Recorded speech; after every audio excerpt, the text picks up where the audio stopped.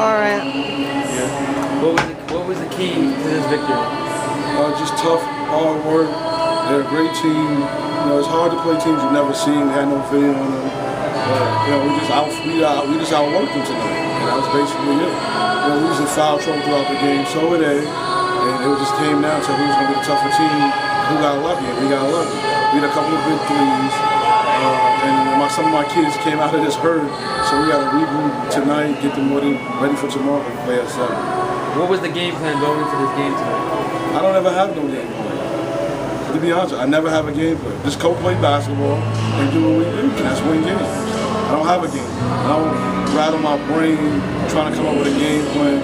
If we play the way we need to play, we will win. Do you think there's any improvements we made going on in the tournament? We need to rebound better, which we rebound terribly, and then we need to get healthy. 2 of my better players are hurt right now, so we got to go back, mend them up, probably come in early in the morning for treatment, and then see how that works out. It's a long 3 days. We never had to go through injuries like this, and back-to-back games. All right, good luck.